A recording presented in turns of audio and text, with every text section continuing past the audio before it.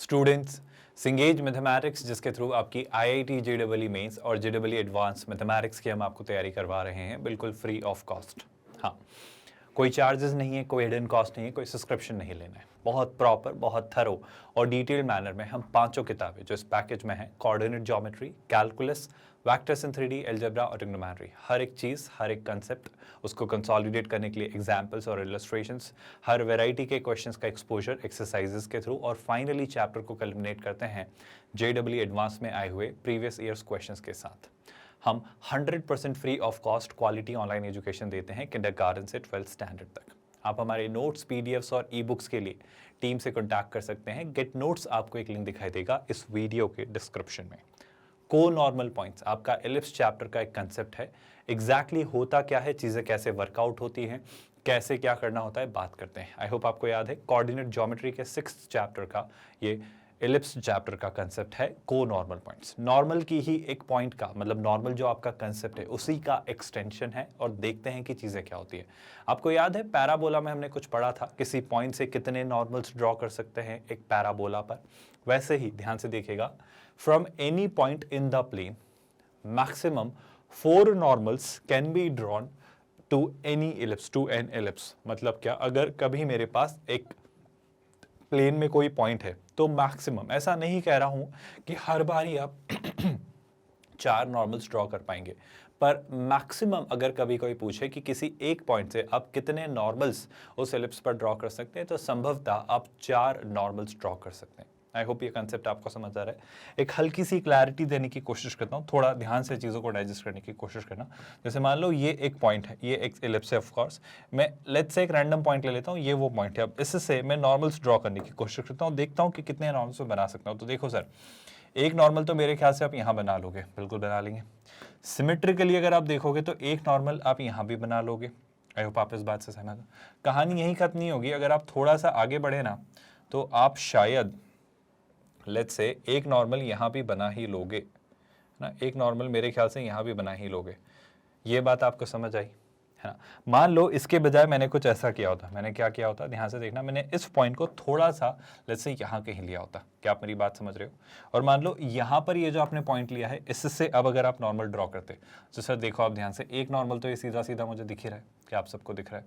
Sir इसके साथ साथ अगर आप थोड़ा और आगे बढ़े तो आपको एक normal, I am really sorry for this, ये तो नॉर्मल है ही आपका जो है, एक नॉर्मल और अगर आप ढूंढो तो शायद मेरे ख्याल से एक नॉर्मल आप यहाँ कहीं ढूंढ पा रहे हो क्या? मेरे ख्याल से आप एक नॉर्मल यहाँ कहीं बना पा रहे हो। आई होप आपको दिख रहा है।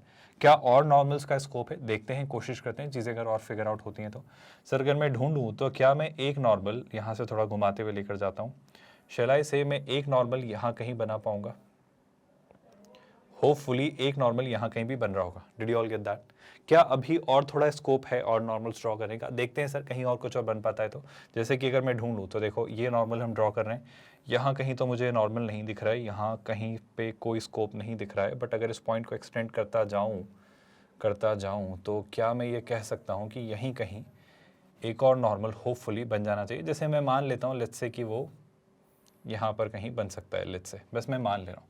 मैं बस आपको समझाना चाह रहा हूँ कि एक पॉइंट से, चाहे वो इंटरनली हो यानी एलिप्स के अंदर हो, इंटीरियर में या एक्सटीरियर में हो, तो चांसेस हैं कि आप उस एलिप्स पर एक किसी पॉइंट से 4 नॉर्मल्स ड्रॉ कर पाए। क्या आपको ये बात समझ आई? क्या आपको ये बात अच्छे से क्लियरली समझ आई? आई होप ये पॉइंट आपको डाइजेस्ट हो रहा है। मैं बस आपको ये आइडिया देने की कोशिश कर रहा था कि एलिप्स पर, एलिप्स के रीजन में मतलब XY प्लेन में अगर मैं कोई पॉइंट चुनूँ रैंडमली, है ना, तो उस पॉइंट से आप मैक्सिमम 4 नॉर्मल्स ड्रॉ कर सकते हैं। ये मैं विजुअलाइज आपको करवाना चाह रहा था। अब सुनिएगा ध्यान से। For any point in the plane maximum 4 normals can be drawn to the ellipse. ये जो 4 फीट है नॉर्मल के जो एलिप्स पर आपने बनाए हैं सर, ये जो 4 आपने फीट बनाए हैं, कौन कौन से? पहले नॉर्मल का फीट ये रहा, दूसरे नॉर्मल का फीट ये रहा, तीसरे नॉर्मल का फीट ये रहा, और चौथे नॉर्मल का फीट ये रहा। तो ये जो 4 पॉइंट्स है ना, ये 4 पॉइंट्स आपके होते हैं को नॉर्मल पॉइंट्स। आई होप आप भूले नहीं हो, जब हम पैराबोला में बात किया करते थे तो हम कहते थे कि किसी एक पॉइंट से मैक्सिमम आप 3 नॉर्मल्स ड्रॉ कर सकते हो, और वो जो तीनों नॉर्मल्स के उस पैराबोला पर फीट हुआ करते थे उन्हें हम को नॉर्मल पॉइंट्स कहते थे। ऐसे ही इलिप्स के कॉन्टेक्स्ट में भी XY प्लेन में अगर एक पॉइंट चुना जाए तो उससे मैक्सिमम, ज़्यादा से ज़्यादा, अधिकतर, है ना, आप 4 नॉर्मल्स ड्रॉ कर सकते हैं। मैं ऐसा नहीं कह रहा हूं कि हर बार ही 4 होंगे, पर ज़्यादा से ज़्यादा 4 आप ड्रॉ कर सकते हो। और जब आप 4 नॉर्मल्स ड्रॉ कर सकते हो तो उनके जो फीट होंगे, वो जो 4 नॉर्मल्स हैं जो इस पॉइंट से पास हो रहे हैं, उनके जो नॉर्मल्स के फीट होंगे जो कि ऑफ कोर्स इलिप्स पर लाई करेंगे, उन्हें उन 4 पॉइंट्स को हम कहेंगे को नॉर्मल पॉइंट्स। ये बात बहुत कंफ्यूजिंग, बहुत प्रॉब्लमैटिक तो नहीं है, यहाँ तक तो चीज़ें क्लियर हैं। अब को नॉर्मल पॉइंट्स को लेकर क्या ओपिनियन है, क्या थ्योरीज हैं, क्या डेटा है, ज़रा उस पर बात करते हैं। ध्यान से नोटिस करिएगा। अगर सुनना ध्यान से, अगर मैं एसेंट्रिक एंगल लेता हूं 4 को नॉर्मल पॉइंट्स इलिप्स पर जो है उनके, अगर मैं एसेंट्रिक एंगल मान लेता हूं अल्फा, बीटा, गामा और डेल्टा, आई होप आप समझ पा रहे हो। यानी कि अगर ये जो पॉइंट है, अगर मैं इसको कह लेता हूं क्या अल्फा, यानी आप इसे क्या कह लेते हो A cos alpha comma B sine alpha. क्या आप मेरी बात समझ पा रहे हो? इसे मैं मान लेता हूँ बीटा, है ना, तो A cos beta comma B sine beta, है ना।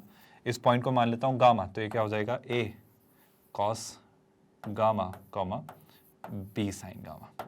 और ये जो पॉइंट है इसके कोऑर्डिनेट क्या हो जाएंगे ए डेल्टा, मैंने इसका एसेंट्रिक एंगल माना है, तो A cos delta comma B sine delta.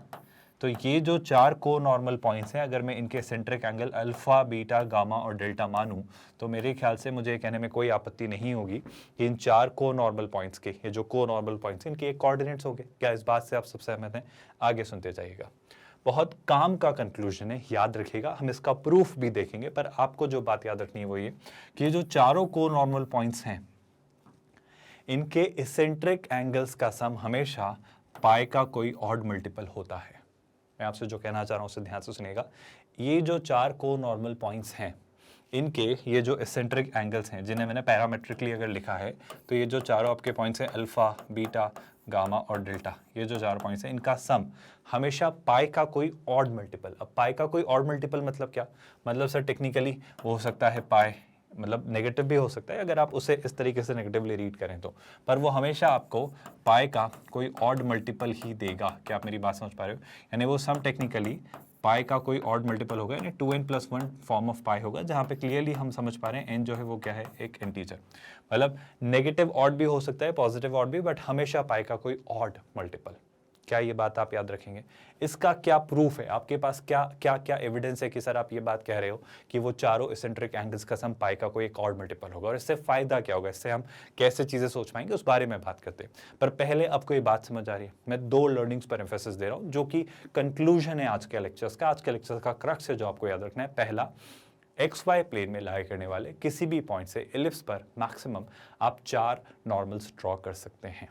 याद रहेगी ये बात।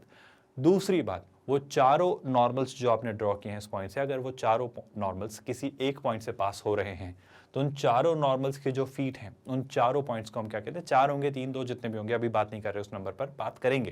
पर वो जो मैक्सिमम नंबर ऑफ जो पॉइंट है, उनके जो फीट हैं, जो नॉर्मल से एक पॉइंट से निकल रहे हैं, उनके जो फीट हैं इलिप्स पर, उन पॉइंट्स को हम कहते हैं को नॉर्मल पॉइंट। तीसरी बात, ये जो को नॉर्मल पॉइंट्स का पैरामेट्रिक वर्जन जो मैं लेता हूं, जहां पर अगर मैं इनके एसेंट्रिक एंगल्स ढूंढता हूं, जो कि मान लो अल्फा, बीटा, गामा और डेल्टा हैं, तो इन चारों का सम, इन एसेंट्रिक एंगल्स का सम, इन को नॉर्मल पॉइंट्स के eccentric angle alpha plus beta plus gamma plus delta, ये जो है ये सम, ये हमेशा पाई का एक ऑड मल्टीपल होता है। ये हमेशा पाई का एक ऑड मल्टीपल होता है। याद रहेगी ये बात। टेक्निकली आप बस इतना याद रखो कि ये ना पाई होता है। अब ऑड मल्टीपल तक हम आ जाएंगे, पर मिनिमम ये पाई वाला फैक्ट भी याद रहेगा ना, तो बहुत हद तक चीजें आप याद रख पाओगे।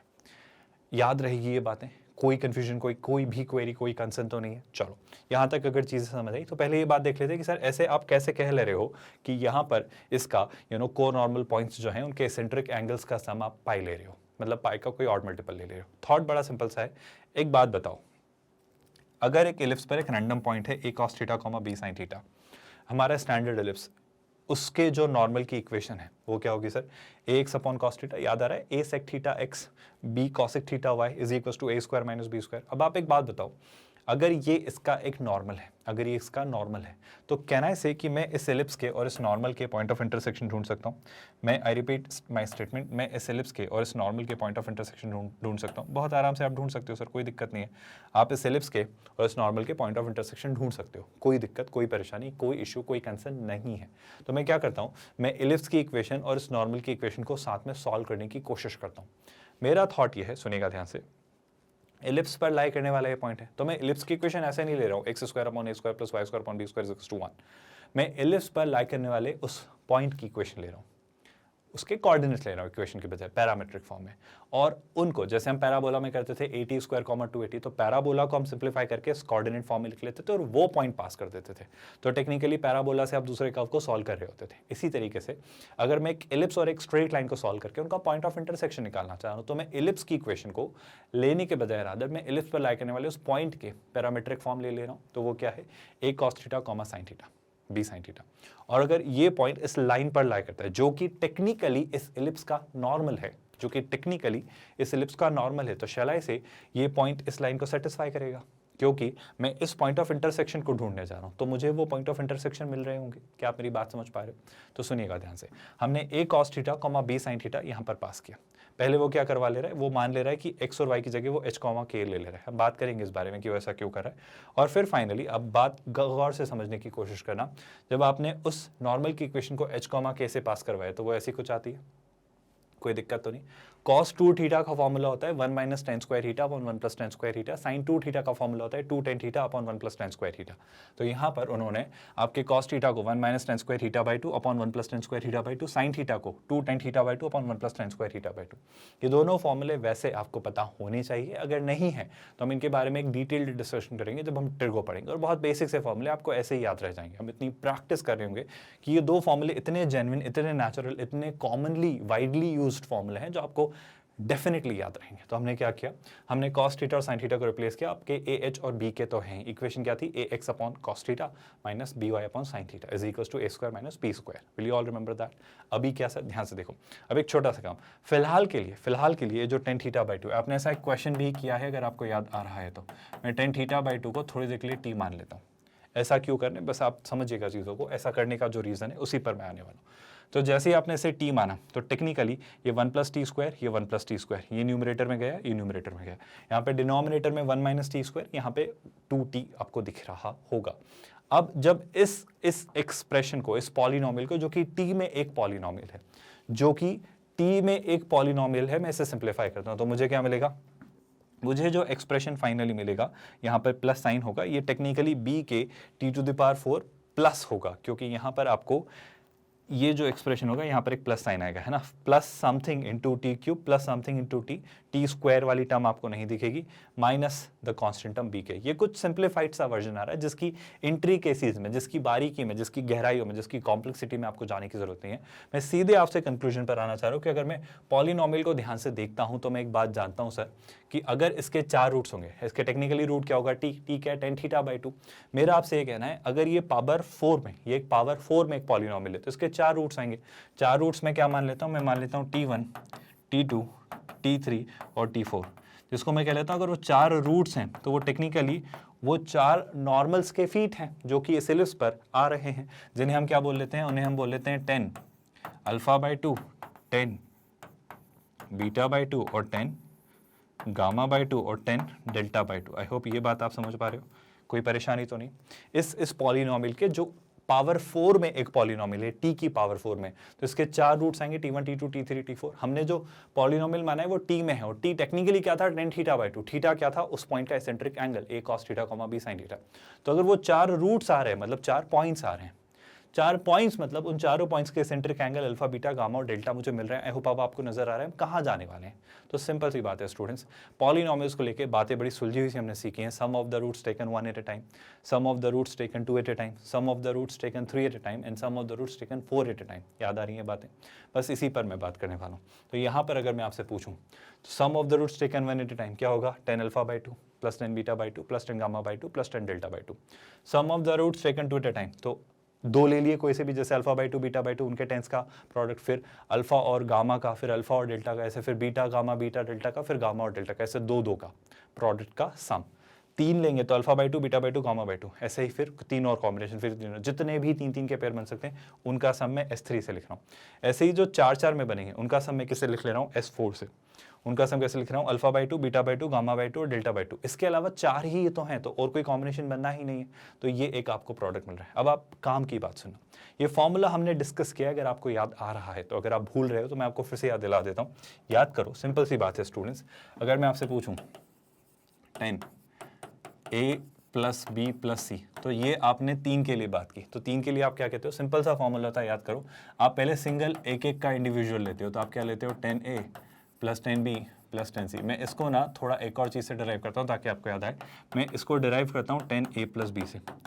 जब दो एंगल होते हैं तो क्या होता है, तो आप लिखते हो इसे 10a प्लस 10b। आप सिमिलैरिटी समझ पाओगे कि हम कहाँ जाना चाह रहे हैं। अपॉन में 1 माइनस 10a 10b। क्या मैं इस फॉर्मूले को ऐसा लिख सकता हूँ, सम ऑफ दी मतलब 10 of angles taken 1 at a time. तो मैं इसे लिख रहा हूँ S1 अपॉन 1 तो 1 है minus sum of the angles taken 2 at a time, है ना। तो वो क्या क्या है, S2 sum of the 10 of the angle taken 2 at a time. I hope आप देख पा रहे हो, कोई दिक्कत तो नहीं है, सिंपल सी बात है। अच्छा, यहाँ पे जब 10a plus 10 of a plus b plus C आप लिखोगे तो मैं इसको एक्सपांड करना सिखाऊंगा ट्रिगो में कि ऐसा क्यों आ रहा है, पर मैं उसका जनरलाइजेशन आपको सिखाना चाह रहा हूँ। जो कंक्लूजन आपको याद रखना है वो होगा 10a plus 10b plus 10c, और फिर होगा आपका माइनस, ये है 1 तो अब आएगा 3, तो 10a 10b और क्या 10c। आई होप 3 ही है तो क्या ज़्यादा सोचने की ज़रूरत नहीं है। डिवीजन में 1 minus taken 2 at a time, तो वो कितना होगा 10a 10b, है ना। ये माइनस आपने बाहर लगा दिया तो यहाँ प्लस लगा दीजिए। फिर क्या ले लो आप 10b 10c, फिर आप क्या ले लो 10c और 10a, और बस यही बनेगा। अब ये फॉर्मूले को लेकर मेरा ओपिनियन क्या है, इस फॉर्मूले का जनरलाइजेशन देखना। ये जो फॉर्मूला था ना, इसका जनरलाइजेशन होगा S1 माइनस S3 अपॉन, ये माइनस है ना, माइनस 1 माइनस S2। अब आप कुछ जनरलाइजेशन देख पा रहे हो, सर न्यूमरेटर में मुझे ऑड S1 S3 ऐसे कुछ मिल रहा है, डिनोमिनेटर में मुझे 1 माइनस S2 इस तरीके से मिल रहा है। तो पहली बात तो ऑल्टरनेटिवली साइन चेंज होता है, जो भी न्यूमरेटर डिनोमिनेटर में प्लस माइनस चलता है। न्यूमरेटर में आपको सारे ऑड वाले मिलते हैं, डिनोमिनेटर में सारे इवन वाले मिलते हैं। मतलब टेक्निकली मैं इस कंक्लूजन पर आपको लाना चाह रहा हूं, जो आपको याद रखना है क्या, ये बात याद रखिएगा, इस पर क्वेश्चंस बनते हैं। ऐसा एक क्वेश्चन मैंने किया है, अगर आपको याद आ रहा है। अगर मेरे पास कभी भी ऐसा कुछ दिखाई दे 10 ऑफ, है ना, जैसे कि पहला एंगल लिखा है θ1, फिर θ2 लिखा है, फिर थीटा से लेकर कहाँ तक लेके जा रहे हैं वो θn तक, तो आप इस सम को कैसे लिखते हैं, आप लेंगे पहले तो tan θ1 plus tan θ2 plus tan θ3, मतलब एक एक एंगल के 10 का सम। तो उसे आप किससे डिनोट करते हैं, S1 से। फिर आप क्या करेंगे, फिर आप 3 एंगल्स लेंगे एक साथ, उनका 10 रेशो लेंगे और उनका सम लेंगे, उससे सबट्रैक्ट करेंगे। फिर आप 5 एंगल्स एक साथ लेंगे। खैर इतनी लंबी बात जाएगी नहीं, पर इस तरीके से इसे लिखा जाता है, जनरलाइज किया जाता है। ज़्यादा से ज़्यादा 4 पर जाएगा, इससे बियॉन्ड वो नहीं जाएगा, है ना। तो इस तरीके से आप न्यूमरेटर में लिखते हैं। डिनोमिनेटर में क्या लिखते हैं, आप 1 से शुरू करते हैं, मतलब S0 से शुरू करते हैं, जो कि आप 1 मान लो, है ना, माइनस S2 अब इवन, और वही प्लस माइनस, तो यहाँ भी प्लस माइनस, फिर क्या प्लस, मतलब S2 का मतलब क्या, आप दो एंगल्स लेते जाइए, उनका 10 लेकर प्रोडक्ट ले लिए। S4 मतलब 4 एंगल, इस तरीके से आप करते चले जाते हो और होते चली जाती हैं चीज़ें, है ना। ये कितना हो जाएगा, फिर माइनस S6, और ये कहानी इस तरीके से प्रोसीड होती है। कोई दिक्कत, कोई परेशानी? आई थिंक सर चीज़ें सिंपल हैं, चीज़ों में कोई हमें तो कंसर्न यहाँ तक इशू नहीं है। अब सुनिएगा ध्यान से, काम की बात क्या, ये आपका एक्सप्रेशन है। इस एक्सप्रेशन में हमने क्या निकाला, मैंने इस इक्वेशन को ध्यान से देखा। सर ध्यान से देखो, अगर मैं sum of the roots taken 1 at a time निकालूं, आई होप आपको ये कहानी भी याद है। जैसे अगर मैं आपसे डिस्कस करूं, ये 2 डिस्कशन बहुत क्रूशियल हैं जो आपको याद रहने चाहिए, जिन पर बात बनेगी आगे जाकर। जैसे कि याद करो, अगर एक इक्वेशन होती है ax³ प्लस bx², इसका एक डिस्कशन हल्का फुल्का हमने किया है, बट अगर इनकेस आप भूल रहे हो तो याद रखिएगा। याद करो स्टूडेंट्स, अगर इसके 3 रूट्स होते हैं, जैसे हम मान लेते हैं अल्फा बीटा गामा, है ना, तो sum of the roots taken 1 at a time, है ना, अल्फा प्लस बीटा गामा, तो आप उसे क्या कह लेते हो, इससे हम डिनोट करते हैं usually sum of the roots taken 1 at a time, तो आप उसे क्या लिख देते हो, minus b upon a। I hope आप भूले नहीं हो। Sum of the roots taken 2 at a time, मतलब उसे आप लिख देते हो अल्फा बीटा समेशन का साइन लेकर, जो कि टेक्निकली होता है alpha beta plus beta gamma plus gamma alpha. वो क्या होता है, अब ऑल्टरनेटिवली आप चुनते चले जाते हो, तो प्लस माइनस के साथ, अभी था b अपॉन a, अब c अपॉन a। शुरुआत आप नेगेटिव साइन से करते हो। फिर क्या आप लेते हो, sum of the roots taken 3 at a time, जो कि टेक्निकली बस इतने ही हैं, तो बस यही रहेगा, जो कि कितना होगा, अब आ जाएगा आपका d अपॉन a, लेकिन नेगेटिव साइन के साथ, क्योंकि आपका ऑल्टरनेटिवली साइन चेंज होता है। ऐसा आप 3 में करते हो, तो क्या ऐसा 4 के लिए भी ट्रू होगा? बिल्कुल ट्रू होगा। और यही बात से एक क्वेश्चन या ये पार्ट में आपको समझाने की कोशिश कर रहा हूँ। जैसे कि अगर मेरे पास 4 हैं, जैसे कि 4 में पॉलिनोमियल ax⁴ प्लस क्या bx³ प्लस क्या cx² plus dx plus e = 0। तो टेक्निकली इसके कितने रूट्स होंगे? सर टेक्निकली इसके 4 रूट्स होंगे। जैसे मान लिए अल्फा बीटा गामा और डेल्टा। आई होप आपको कंफ्यूजन नहीं हो रही, ये अलग बात है ना। अब यहाँ पे sum of the roots taken 1 at a time लिया, मतलब क्या alpha plus beta plus gamma plus delta लिया तो हो जाएगा आपका minus B upon A. Confusion तो नहीं है भाई? अच्छा sir, sum of the roots taken 2 at a time लिया तो वो कितना होगा, अल्फा बीटा बीटा गामा, ऐसे करते करते जितने भी आपके दो दो के पेयर बनेंगे वो होगा आपका सी अपॉन ए। आई होप आप बात समझ पा रहे हो। इसी तरीके से sum of the roots taken 3 at a time, जैसे मैं लिख लेता हूँ अल्फा बीटा गामा, तो ऐसे अल्फा बीटा गामा फिर अल्फा बीटा डेल्टा, ऐसे जितने भी तीन तीन के पेयर्स बनेंगे उनका सम कितना होगा, minus D upon A. I hope ये बातें कंफ्यूजिंग नहीं है। Sum of the roots taken 4 at a time, alpha beta gamma delta, इस तरीके से। तो सर 4 ही तो हैं, तो 4 का बस यही बनेगा अल्फा बीटा गामा डेल्टा, और ये क्या होगा, डी के बाद आपका आ जाएगा ई अपॉन ए। बस यही बात मैं आपको समझाने की कोशिश कर रहा हूँ कि अगर इस पॉलिनोमियल जिसके 4 रूट्स हैं, क्योंकि ये पावर 4 में एक पॉलिनोमियल है, तो आप देखो इसके 4 रूट्स हैं, तो इस तरीके से आप इन पर रिजल्ट्स डिराइव करते हो। तो मैं आपसे यही कहना चाह रहा हूँ सर, अगर आप यहाँ पर देखो तो ये टी में एक पॉलिनोमियल है। अब अगर मैं आपसे T1 plus T2 plus T3 plus T4 जो कि ये होगा निकालने को कहूँ, मैं T1 T2 T1 T3 T1 T4 ऐसे दो दो के कॉम्बिनेशन में बात करूँ तो हम आराम से हर एक चीज़ निकाल सकते हैं। मैं इस पर बात करना चाह रहा हूँ। आई होप आप बात समझ पा रहे हो। तो मैं क्या कहना चाह रहा हूँ, मैं दो चीज़ों पर आपसे बात कर रहा हूँ। Sum of the roots taken 1 at a time, sum of the roots taken 1 at a time. आपका रूट क्या है, T1 T2 T3 T4, जिसे टेक्निकली आप 10 थीटा बाई 2 कह रहे थे टी को, तो वो रूट्स क्या होंगे, 10 alpha by 2, 10 beta by 2, 10 gamma by 2, 10 delta by 2। ये बात तो याद है, अच्छी बात है। अब सुनिएगा ध्यान से, sum of the roots taken 1 at a time वो S1 हो जाएगा, sum of the roots taken 2 at a time S2, sum of the roots taken 3 at a time ये हो जाएगा S3, और ये हो जाएगा S4। कोई दिक्कत, कोई कंफ्यूजन? अब सुनिएगा कुछ काम की बातें सुनना। Sum of the roots taken 2 at a time, sum of the roots taken 2 at a time. याद करो स्टूडेंट्स, अगर मैं आपसे सीधे सीधे पूछूं तो sum of the roots taken 1 at a time क्या होगा? Sir sum of the roots taken 1 at a time आपका होगा t टू द पावर 4 का कोफिशिएंट b के upon, sorry I am really sorry, t cube का coefficient जो कि ये है अपॉन दिस, जो कि कुछ ना कुछ हो जाएगा, मुझे उसमें इंटरेस्ट नहीं है ना। अगर मैं इस इक्वेशन को थोड़ा ठीक से लिखूं तो सर t की पावर 4 का कुछ कोफिशिएंट है, मैं कोफिशिएंट अभी नहीं लिख रहा हूं, बस आपको कुछ चीज़ें दिखाने की कोशिश कर रहा हूं, प्लस t क्यूब का कुछ कोफिशिएंट है जो मैं नहीं लिख रहा हूं, बस कुछ समझाना चाह रहा हूं। सर t स्क्वायर का कोफिशिएंट है ही नहीं, मतलब t स्क्वायर ही नहीं है, तो वो कितना है, 0। कुछ यहाँ से मैं आपको दिखाना चाह रहा हूँ, है ना। फिर आपके पास t का कुछ कोफिशिएंट है और फिर आपके पास कुछ कांस्टेंट टर्म है। बहुत ध्यान से सुनना, काम की बात जो मैं आपसे कहना चाह रहा हूँ। जब आपने sum of the roots taken 1 at a time लिया तो आपने minus of this upon this लिया, बहुत अच्छी बात है।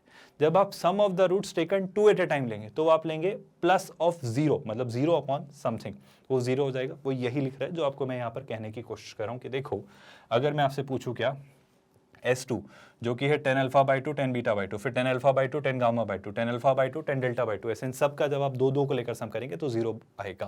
पहला एक काम का रिजल्ट तो आप ये याद रखिएगा, जिसे आप नहीं भूलेंगे, मेरा मानना है। दूसरी इंपॉर्टेंट क्रूशियल बात, S3 क्या आएगा? सर S3 को लेके ओपिनियन सॉर्टेड है। S3 अगर मैं आपसे पूछूं तो S3 क्या होगा, ध्यान से देखो। अब जो S3 होगा वो 3 एट ए टाइम, तो वो कितना होगा सर, होगा t का कोफिशिएंट ये जो है दिस अपॉन t का कोफिशिएंट अपॉन दिस। ठीक है सर, ये जो भी होगा, हमें ज़्यादा कोई खासा चीज़ें रिलेशन नहीं मिल रहा है तो इसे अवॉइड करते हैं।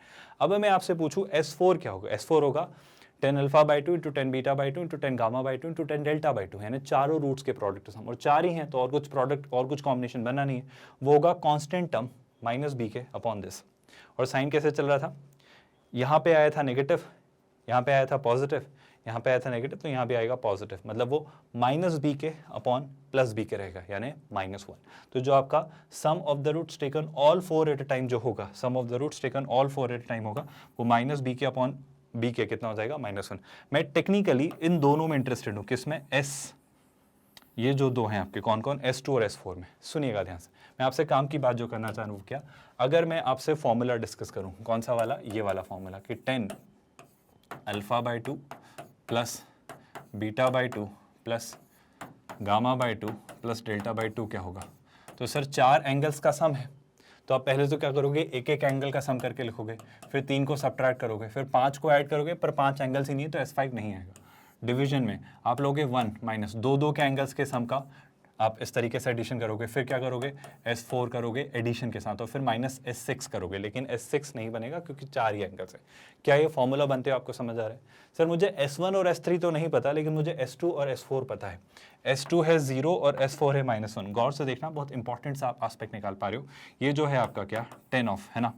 मैं बाई 2 को तो एक साथ रख ले रहा हूँ, न्यूमरेटर में रखता हूँ alpha plus beta plus gamma plus delta divided by 2। ये क्यों मैं एक्सप्लेन कर रहा हूँ, क्योंकि इस पर क्वेश्चंस बनेंगे तो ये प्रोसेस याद रखना है स्टूडेंट्स, है ना। S1 और S3 मुझे नहीं पता, वो तो जो होंगे मुझे जो भी निकल के आएंगे मैं लिख भी नहीं रहा हूँ उन्हें, क्योंकि उनसे कोई फायदा या फर्क नहीं पड़ रहा, लेकिन काम की बात जो निकल कर आ रही है वो सुनना। 1 तो 1 है, S2 0 है और S4 -1 है। आई रिपीट माई स्टेटमेंट, 1 तो 1 है, S2 0 है और S4 -1 है। क्या आप कुछ देख पा रहे हो? सर ये आ रहा है 1 - 1 0, यानी something significant upon 0। Something significant upon 0 क्या होता है? सर किसी भी वैल्यू को आप 0 से नहीं डिफाइड कर सकते, वो तो नॉट डिफाइंड होता है, यानी वो किसकी तरफ अप्रोच करता है? तो इन्फिनिटी की तरफ अप्रोच कर रहा होता है। क्या आपको मेरी बात समझ आई? अगर वो इन्फिनिटी को अप्रोच कर रहा होता है तो क्या? अब सोच के बताओ, आप मुझे एक सिंपल सी बात सोच के बताना, यहां से एक conclusion, 10 of sum angles is approaching infinity. आप सुनना, 10 ऑफ सम एंगल्स मतलब क्या है? वो alpha plus beta plus gamma plus delta whole expression divided by 2 is approaching infinity. अब सारी बातें छोड़ो, मेरी एक सिंपल सी बात का आप जवाब दो। आप 10 का ग्राफ देखो। सर 10 का जो ग्राफ होता है वो कैसा होता है? आप बस वही देखो, उससे सारी बात आपको क्लियर सी नज़र आ जाएगी। ये मान लिया जाए अगर y एक्सेस है, ये अगर मान लिया जाए कि ये क्या है भाई, y एक्सेस है ना, और यहाँ पर आपके पास होगा लेट्स से एक x एक्सेस। गौर से देखिएगा, बहुत इंपॉर्टेंट सा कंक्लूजन है और इससे आपको बहुत सारे आपके एजम्पशंस दूर होंगे, है ना। मैं बस यही पॉइंट आपको थोड़ा डिटेल्ड मैनर में समझाना चाह रहा हूँ। यहाँ तक तो कोई कन्फ्यूजन नहीं है भाई, ये आपको y एक्सिस और x एक्सिस का कंसेप्ट समझ आ रहा है। मैं अब इस y एक्सिस को थोड़ा आगे शिफ्ट करता हूँ, है ना। इस y एक्सिस को थोड़ा आगे शिफ्ट किया तो लेट्स से यहाँ शिफ्ट किया, और इसे थोड़ा और शिफ्ट किया तो लेट्स से यहाँ शिफ्ट किया। आई एम रियली सॉरी, इसे तो यहीं रखते हैं। इसका एक कॉपी क्रिएट करके उसे अगर मैंने शिफ्ट किया तो लेट्स से मैंने यहाँ शिफ्ट किया। ये सिमेट्रिक डिस्टेंस में रखना चाह रहा हूँ, क्यों? क्योंकि आप इसका रीज़न थोड़ी ही देर में जान पाएंगे, जान जाएंगे और समझ जाएंगे, है ना। ध्यान से सुनिएगा। इसकी एक और कॉपी क्रिएट की, जो कि मैं जो ये डिस्टेंस है इतनी डिस्टेंस मेंटेन कर रहा हूँ। क्यों कर रहा हूँ बस अभी आप 2 ही सेकंड में रियलाइज़ करेंगे, है ना। एक और कॉपी अगर क्रिएट की तो ये यहाँ से यहाँ आ जा रहा है ना। अब काम की बात, मैं 10 का आपको ग्राफ बना के चीज़ें वर्कआउट करवाना चाह रहा हूँ कि देखो ये जो रिजल्ट आया है इस पर कैसे बात बनेगी। देखो सिंपल सी बात है, क्या करेंगे हम ये थॉट लेकर आ रहे हैं कि सर 10 का ग्राफ कैसा दिखता है। आई होप आपको पता है, ये होता है 0, आई एम रियली सॉरी, ये होता है 0, यहाँ पे आपका आता है π/2, है ना, यहाँ पे आपका आता है -π/2। सिमिलरली यहाँ पर आपका पॉइंट होगा पाई, यहाँ पे आपका आता है 3π/2। मैं 10 का ग्राफ क्यों बना रहा हूँ? ताकि आपको चीज़ें समझा पाऊँ कि देखो चीज़ें ऐसी होती हैं, ये होता है -π और यहाँ आता है -3π/2, और इसी तरीके से चूंकि ये पीरियोडिक फंक्शन है, ग्राफ चल रहा होता है। लेकिन हो क्या हो रहा होता है सर, ये तो बताओ। हो ये रहा होता है कि ये ग्राफ 0 से ऐसा उठ रहा होता है और 0 से -π/2 में से गिर रहा होता है, और π/2 पर ये इन्फिनिटी को और -π/2 पर -इन्फिनिटी को अप्रोच करता है। जैसा 0 से चला था π/2 में, ऐसा ही π से 3π/2, और 0 से -π/2 में जैसा चला था वैसा ही π से π/2 में। सेम काम यहाँ पे हो रहा होता है और सेम काम यहाँ पे हो रहा होता है। अब आपको क्या चाहिए, आप क्या निकालना चाह रहे हो? मेरा मसला बस इतना सा है कि 10 का जो एंगल है वो इन्फिनिटी को अप्रोच कर रहा है। तो 10 of an angle is approaching infinity. 10 का अप्रोच इन्फिनिटी को कब अप्रोच करता है? सर वो तब अप्रोच करता है जब आपका जो एंगल है वो π/2 का कोई ऑड मल्टीपल हो। आई होप आप देख पा रहे हो, मैं क्लियर सी बात कह रहा हूँ आपसे। π/2 का जब वो ऑड मल्टीपल है, π/2 का जब वो कोई ऑड मल्टीपल है, तब आपका एंगल इन्फिनिटी को अप्रोच कर रहा है। काम की बात ये कि ये जो एंगल है वो क्या है sir, alpha plus beta plus gamma plus delta divided by 2। तो ये एंगल की वैल्यू कितनी होगी सर? ये होगा π/2 का कोई ऑड मल्टीपल। ऑड मतलब क्या? 2n+1, यानी मैं n को क्या कहूँगा, n जो है सर वो एक इंटीजर है। क्या अब आपको आइडिया समझ आ रहा है? सर एक छोटा सा काम, 2 को वहाँ शिफ्ट किया, मतलब 2 से 2 कैंसिल किया, तो मैं कंक्लूड कर पा रहा हूँ alpha plus beta plus gamma plus delta जो है वो कितना होगा, 2n+1 टाइम्स पाई, जहाँ पे n जो है वो क्या है, जहाँ पे n एक इंटीजर है। तो क्या आपको फाइनली ये कंक्लूजन समझ आया? क्या आप सभी मेरी इस बात से सहमत हैं कि हाँ सर ये बात तो सही है? क्या सही है भाई? कि अगर आपके 4 को नॉर्मल पॉइंट्स हैं, यानी एक पॉइंट से अगर आपने 4 नॉर्मल्स ड्रॉ किए एलिप्स पर, उनके जो फीट हैं उनके अगर eccentric angle alpha beta gamma delta हैं, तो उनका सम पाई का कोई ऑड मल्टीपल होगा। सिंपल सी बात, कोई टफ कोई मुश्किल बात नहीं। बस यही बात मैं आपसे अभी फ़िलहाल डिस्कस करना चाह रहा था और इस बात को मैं आपसे समझाना चाह रहा था। यहाँ तक तो कोई परेशानी नहीं है। यही बात आपको यहाँ पर लिखकर उन्होंने कहने की कोशिश की, जो अब आई थिंक डाइजेस्टेड है। अब क्या, अब हम मूव करते हैं आज के आपके असाइनमेंट क्वेश्चंस पर। तो ये रहा आज का आपका पहला होमवर्क क्वेश्चन। जो अभी हमने थ्योरी या जो पार्ट हमने डिस्कस किया उस पर बेस्ड हम एक क्वेश्चन ऑलरेडी कर चुके हैं, तो आई थिंक उसकी प्रैक्टिस की ज़रूरत नहीं है, और वो एक अच्छा डिस्कशन दोबारा हुआ है जिससे आपको क्लैरिटी मिल गई होगी। आज का पहला असाइनमेंट क्वेश्चन क्या है, हिंट ले लीजिए। हिंट आपके लिए जो होगी वो ये होगी, ध्यान से सुनिएगा, find the equation of normal to this ellipse. तो इस इलिप्स की नॉर्मल ढूंढनी है जहां पे at the positive end of the latus rectum, मेरा यकीन करिए इससे आसान क्वेश्चन नहीं हो सकता, positive end of the latus rectum. अगर आपको लेटस रेक्टम नहीं पता है तो याद है ना, फोकस से पास होने वाली मेजर एक्सिस पर परपेंडिकुलर लाइन, तो उसका जो एक एंड होगा वो तो होगा ए। अब पॉजिटिव एंड क्या, 4 एंड होते हैं चारों क्वाड्रेंट में, फर्स्ट में, सेकंड में, थर्ड में, फोर्थ में, तो जो फर्स्ट क्वाड्रेंट में आपका होता है वो आपका एक पॉजिटिव एंड होता है, तो वो होता है ए कॉमा बी स्क्वायर अपॉन ए। सर ए तो समझ आया, बी स्क्वायर अपॉन ए कहाँ से निकाला, आप इसमें ए पास कर दीजिए, इसेंट्रिसिटी की वैल्यू पास कर दीजिए, आपके Y coordinate B square upon आ जाएगा। अब सर अगर पॉइंट मुझे पता चल गया है तो क्या मैं नॉर्मल की इक्वेशन नहीं जानता हूँ, मैं नॉर्मल की इक्वेशन बहुत आराम से लिख सकता हूँ, है ना। आप नॉर्मल की इक्वेशन जानते हैं, आप नॉर्मल की इक्वेशन लिखिए, आपका फाइनली आंसर आ जाएगा। आई होप आप भूले नहीं हो। अगर मैं point wise, sorry slope form में लिखूं, खैर स्लोप फॉर्म की जरूरत ही नहीं है यहाँ पे, स्लोप फॉर्म में क्यों जाओगे, अननेसेसरीली वो कॉम्प्लिकेट करेगा। आप तो सिंपल सा अपना सिंपल पॉइंट वाला फॉर्म यूज करो, जहाँ पे हमने सीखा है ए एक्स अपॉन x1, इस तरीके से जो हम लिखते हैं वो आपकी स्टैंडर्ड x1, y1 वाली जो नॉर्मल की इक्वेशन उसमें पास करिए, आप आराम से निकाल रहे होंगे, कोई चीज़ कहीं जा ही नहीं रही है, बहुत आराम से आप ये चीज़ निकाल लोगे, इसमें कुछ बताने की जरूरत नहीं है। मतलब अगर मैंने नॉर्मल की भी इक्वेशन लिख दी तो क्वेश्चन ही सॉल्व हो जाएगा, तो उतना आप करिए, है ना, जो कि आपके प्रैक्टिस, आपके रिवीजन के लिए। तो ये आज का आपका पहला असाइनमेंट क्वेश्चन है, आई होप आपने स्क्रीनशॉट लिया। मूव करते हैं सेकेंड असाइनमेंट क्वेश्चन पर। तो ये रहा आज का नेक्स्ट असाइनमेंट क्वेश्चन, देखिएगा इसमें क्या लिखा हुआ है, हम इसकी भी हिंट ले लेते हैं और समझ लेते हैं कि इस क्वेश्चन में वो आपको क्या कहना चाह रहा है और क्या देकर क्या पूछना चाह रहा है। गौर से देखिएगा, इफ द स्ट्रेट लाइन, तो ये एक स्ट्रेट लाइन है, ये इस एलिप्स की नॉर्मल है, तो नॉर्मल पर बेस्ड एक क्वेश्चन है। Then find the coordinates of the foci of the ellipse.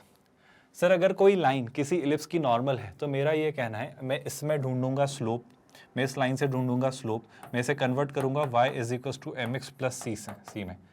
और हमने, अगर आपको याद है तो एलिप्स के नॉर्मल की इक्वेशन देखी है स्लोप फॉर्म में, जो होती है mx + माइनस, अब यहाँ के बाद a² - b² upon √a² m² + b² होती है, जिसको अगर आप कंपेयर करेंगे c से, और m तो आप यहाँ से ढूंढ लेंगे, तो आप फाइनली जब चीज़ें कंपेयर करेंगे तो आप क्या निकाल रहे होंगे। अगर मैं यहाँ पे लिख दूंगा तो बात फिर खत्म हो जाएगी, इसलिए मैं कुछ चीज़ें आप पर छोड़ रहा हूँ, है ना। तो यहाँ से मतलब कुछ चीज़ें जानबूझ के मैं अपने को रिफ्रेन कर रहा हूँ कहने से, बताने से, ताकि पूरा क्वेश्चन ही वहाँ खत्म हो जाए। बस आपको क्या करना है, जो आपका ये इसका कांस्टेंट पार्ट है, जो आप फॉर्मूला सीखा हुआ है हमने, स्टैंडर्ड फॉर्मूला नॉर्मल का जो सीखा है स्लो फॉर्म में, उसे जब आप इसके सी से कंपेयर करेंगे तो आप ए और बी में रिलेशन ढूंढ पाएंगे, या बी अपॉन ए ढूंढ पाएंगे, जो भी आप ढूंढ पाए, है ना। जैसे ही आप बी और ए में रिलेशन ढूंढ पाए, आप इसेंट्रिसिटी तक आ जाएंगे, तो कहीं ना कहीं से इसी दरमियान आप ए की वैल्यू निकाल रहे होंगे और आप ई की वैल्यू निकाल रहे होंगे, यानी टेक्निकली आप ए ई ढूंढ लेंगे। और अगर आप ए ई ढूंढ लेंगे तो वो आएगा √10, तो ए ई, 0 और माइनस ए, 0 आपकी दोनों फुकाएं होंगी, जो कि प्लस माइनस √10, 0 होगी। बस ये जो हिंट आपको दी गई इस पे काम करना, ये क्वेश्चन हो जाएगा। बाकी आप समझदार हैं, बाकी आप समझदार हैं। स्क्रीनशॉट ले लो भाई जल्दी से, ये आपका सेकेंड असाइनमेंट क्वेश्चन आज का।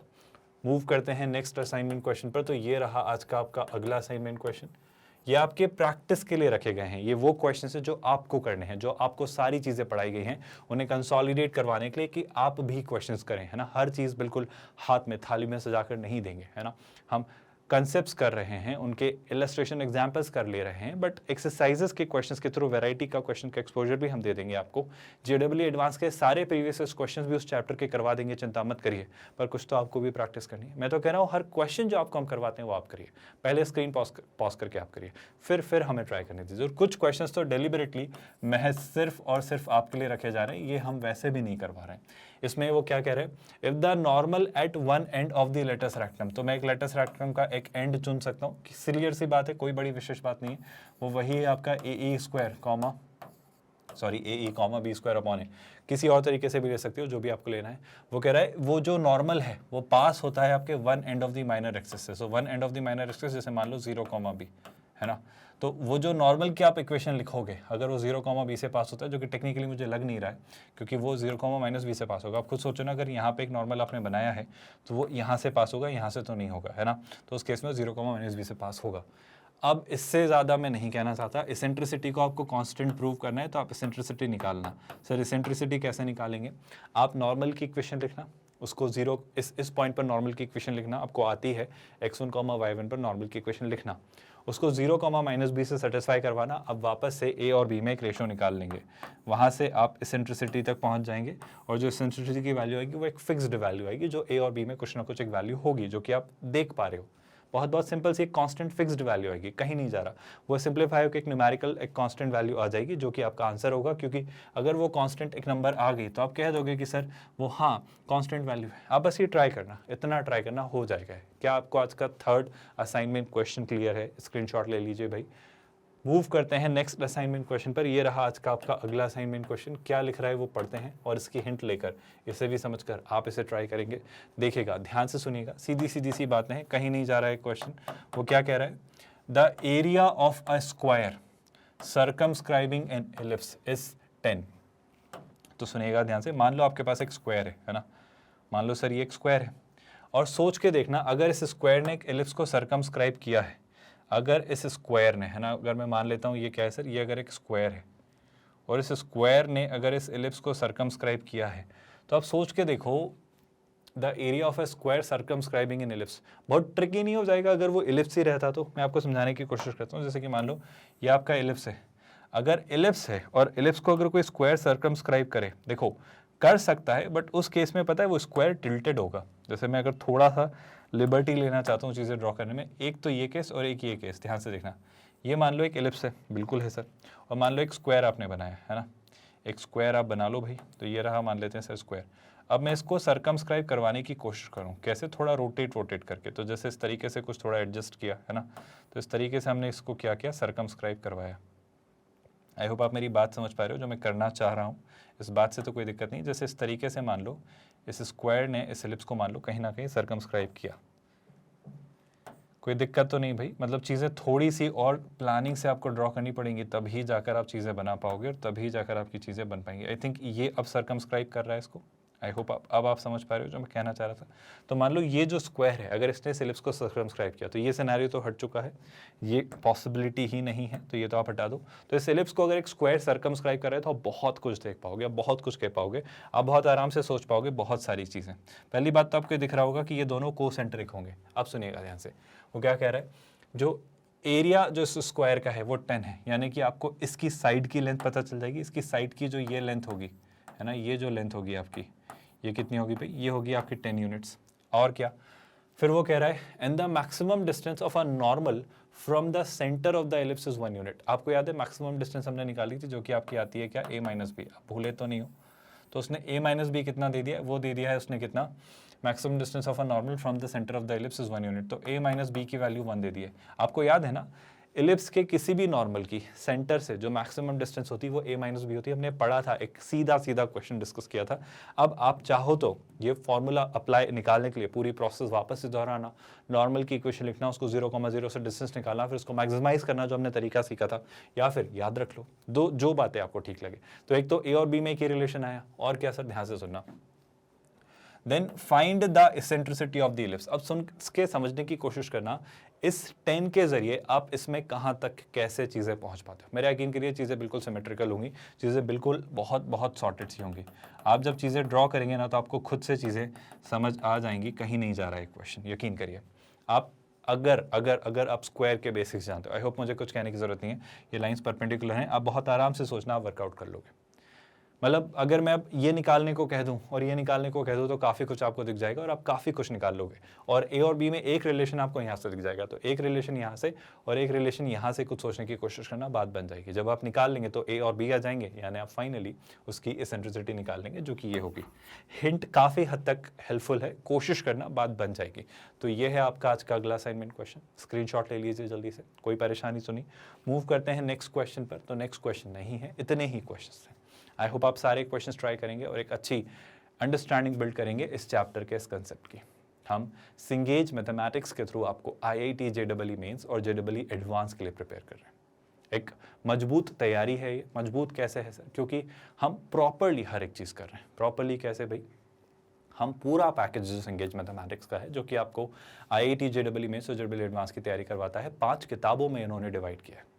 Coordinate geometry, calculus, vectors in 3D, algebra और ट्रिग्नोमेट्री।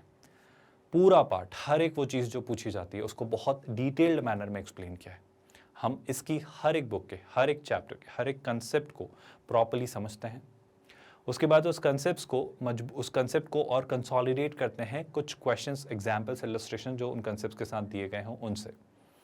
जब सारे कंसेप्ट्स हम कवर कर लेते हैं इस तरीके से, फिर हम उस चैप्टर की एक्सरसाइज पर आते हैं जहाँ पर हर वैरायटी के क्वेश्चन का आपको एक्सपोजर देते हैं, हर तरह के क्वेश्चंस को हम केटर करते हैं, हर कैटेगरी के क्वेश्चन को हम समझते हैं, चाहे वो सिंगल करेक्ट हो, मल्टीपल करेक्ट हो, आपके चाहे वो न्यूमेरिकल आंसर बेस्ड क्वेश्चन हो, आपके लिंक्ड आंसर हो, मैट्रिक्स मैच टाइप हो, हर तरह के क्वेश्चन, कॉम्प्रिहेंशन से लेकर सब कुछ जो आपके IIT JEE मेंस और JEE एडवांस एग्जामिनेशंस पूछती हैं। और फिर बात यहीं खत्म नहीं होती, हम चैप्टर को कल्मिनेट करते हैं JEE एडवांस्ड के प्रीवियस ईयर्स क्वेश्चंस के साथ। मतलब यकीनन तौर पर एक अच्छी डिटेल्ड तैयारी है और आई होप आप जानते हैं ये सब कुछ बिल्कुल फ्री ऑफ कॉस्ट है। मतलब हम कोई चार्जेस नहीं ले रहे आपसे, कोई हिडन कॉस्ट नहीं है, कोई सब्सक्रिप्शन खरीदने को नहीं कह रहे, कुछ भी ऐसा ट्रायल वर्जन या पेड वर्जन जैसा कोई मॉडल नहीं है। हम एक 100% free of cost quality online education platform है। इसके साथ साथ स्टूडेंट्स, आई होप आपको पता है कि ये नोट्स, PDFs और ई-बुक्स के लिए भी आप टीम से कांटेक्ट कर सकते हैं। इसके लिए आपको इसी वीडियो के डिस्क्रिप्शन में एक लिंक दिखाई देगा, गेट नोट्स, वहाँ आप क्लिक करके। बात यहीं खत्म नहीं होती, इसी के साथ साथ उसी डिस्क्रिप्शन में आपको पूरे प्लेलिस्ट का लिंक भी मिल जाएगा। वहाँ लिखा होगा full playlist link for Cengage mathematics Mains, IIT JEE Mains and advanced. वहाँ क्लिक करेंगे तो सारे वीडियोज़ आपको रखे मिल जाएंगे। आप आराम से हर एक चीज़ एक्सेस कर सकते हैं, बिल्कुल free of cost. By the way, ये सारे वीडियोस हमारी वेबसाइट magnetbrains.com पर भी सिस्टमैटिकली आपको फ्री ऑफ कॉस्ट एक्सेसिबल है।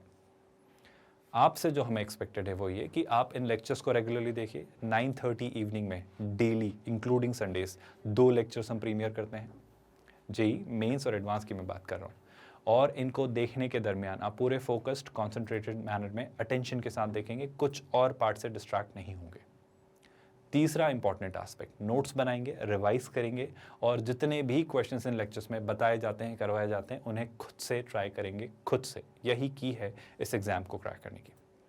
फिर भी कोई क्वेरी या कंसर्न रहता है तो आप कमेंट में लिखेंगे, हम रिस्पॉन्ड करेंगे, बशर्ते वो क्वेरी रेलेवेंट हो। एक और ज़रूरी बात स्टूडेंट्स, कमेंट के साथ साथ आप एक चीज़ का और ध्यान रखें कि आप इन वीडियोस को और लोगों से शेयर करें ताकि वो भी इस प्रोग्राम से बेनिफिट हो सकें और इस free of cost quality online education जिसके थ्रू आपकी IIT JEE मेंस और JEE एडवांस्ड मैथमेटिक्स सब्जेक्ट की जो तैयारी हो रही है उसे अवेल कर पाएँ। मेरा यकीन है आप लोग शेयर करेंगे। If you find it worth sharing, I think इतना काफ़ी है आज के लिए। So let's call it a day here. ख्याल रखिए अपना। Thank you so much.